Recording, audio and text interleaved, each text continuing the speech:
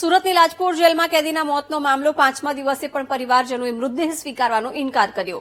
Bike ચોરીના આરોપી મહેશ વાળાનું મોત થયું હતું। લાજપોર જેલમાં ઉલટી થયા બાદ તેનું મોત થયું હતું। સુરતની લાજપોર જેલમાં એક કેદીનું રહસ્યમય મોત થયું અને તેને લઈને આજે પણ પરિવાર ન્યાયની માંગ કરી રહ્યું છે। આજે 5 દિવસ થયા આ ઘટનાને અને તેને લઈને હજુ પણ પરિવારો ન્યાયની માંગ કરી રહ્યું છે। ક્યાંક આ જે ડેથ છે તે કસ્ટોડિયલ ડેથ હોવાની વાત કરી રહ્યું છે અને તેમાં કાયદેસરની કાર્યવાહી કરવામાં આવે તેવી માંગ કરી રહ્યું છે।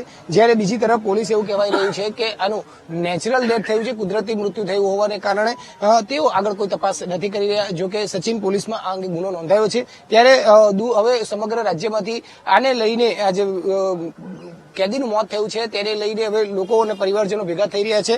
આપણે તેઓની સાથે વાત કરીશું। આપ જણાવશો ક્યાંથી આવ્યા છો અને શું માંગ લઈને આવ્યા છો?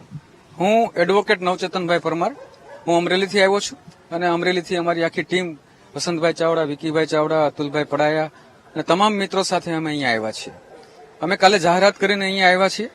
આજે મહેશભાઈ વાળા નામના અનુજાતિના યુવકનું કસ્ટોડિયલ ડેથ થયું છે અને તંત્ર એવું કહી રહી છે કે આ કુદરતી મૃત્યુ છે, કસ્ટોડિયલ ડેથ નથી।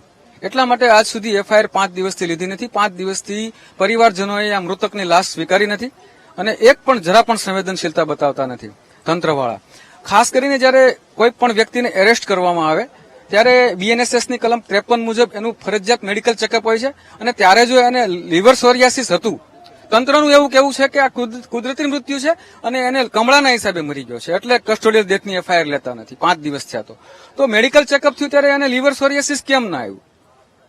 તો આ તંત્રની બેદરકારી છે। અને લાજપોર સીસીટીવી જેલના જે સીસીટીવી ફૂટેજ છે એની અંદર તંદુરસ્ત માણસ જાય છે અને જયારે બહાર આવે છે ત્યારે વોમિટિંગ કરે છે, પેટનો દુખાવાની ફરિયાદ કરે છે, છતાં આ પોલીસ તંત્ર એને દવાખાને લઈ જવાની દરકાર કરતું નથી અને 31 તારીખે એરેસ્ટ કર્યા પછી 7 તારીખે જુદી જુદી જગ્યાએ ટ્રાન્સફર વોરંટથી ભરૂચ સુધી એને લઈ જવામાં આવે છે।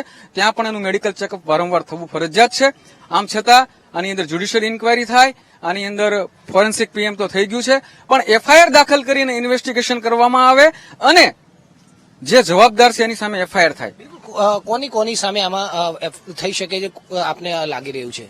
જ્યારે 31/7ના રોજ આ માણસને પોલીસે એરેસ્ટ ઉઠાવ્યો એના ઘરેથી ત્યારે કયું ઘર છે આપણું? સુરતથી।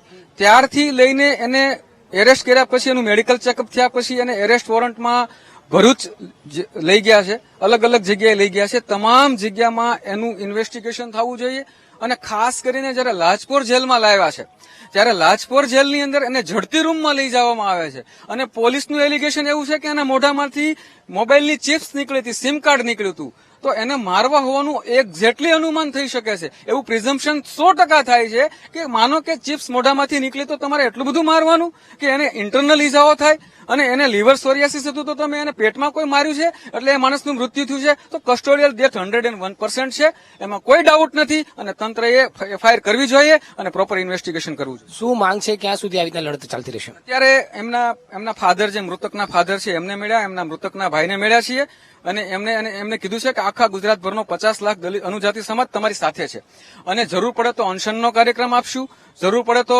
આગળના ઉગ્ર આંદોલનના કાર્યક્રમ માટે વસંતભાઈને કહીશ કે થોડીક બે વાત કહેશે। વસંતભાઈ, બિલકુલ આપણે એ પણ જઈશું, પહેલા એ પરિવાર સાથે આપણે વાત કરીએ। તમે જણાવશો, આખરે 5 દિવસ થયા, શું ન્યાયની વાત કરી રહ્યા છે, શું કહી રહ્યા છે તંત્ર? 5 દિવસ તમે અહીંયા બેઠા છીએ, બરોબર, પણ કોઈ તંત્રના પેટનું પાણી હલતું નથી, અમને કોઈનો કોઈ જવાબ મળતો નથી। બસ અમને એવું કહેવા, અમારી માંગ એવી છે કે આનો આ ગુનેગારો માથે એફઆઈઆર કરે અને આનો અમને ન્યાય મળે, બસ બીજું એટલું જ કહેવાનું છે। બિલકુલ, તમે માત્ર એ જણાવશો કે આખરે અહીંયા લગી આવ્યા છે તો હવે ક્યાં સુધી તમે આની ન્યાયની વાત કરીને આગળ ચાલવાના છો? પરિવારે કઈ રીતે સપોર્ટ કરવાનો છો?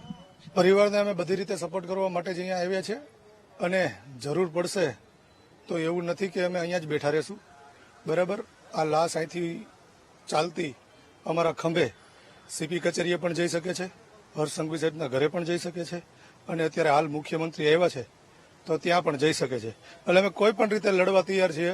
અમારી માંગણી માત્ર એટલી છે કે જવાબદાર કર્મચારીઓ, અધિકારીઓ માટે ફરિયાદ થાય અને એને તાત્કાલિક અરેસ્ટ કરવામાં આવે। બિલકુલ અને સમગ્ર ગુજરાતમાંથી હવે આ જે મહેશ વાળાનું જે લાજપોર જેલમાં મોત થયું છે અને તેને લઈને હવે કેટલીક શંકાઓ ઉપજી રહી છે. હવે પરિવાર ન્યાયની માંગ કરી રહ્યું છે, કારણ કે આ કસ્ટોડિયલ ડેથ થયું હોવાની વાત કરી રહ્યા છે, ત્યારે જવાબદાર સામે કડકમાં કડક પગલાં ભરાય અને એમની સામે ગુનો નોંધાય તેવી માંગ સાથે હવે લોકો સિવિલ હોસ્પિટલ પાસે અનશન પણ ઉતર્યા છે અને 5 દિવસથી લાશનો કબજો પણ નથી લઈ રહ્યા. કેમેરામેન દેવેશ સોલંકી સાથે ધ્રુવ સોમપુરા, વીટીવી ન્યૂઝ, સુરત.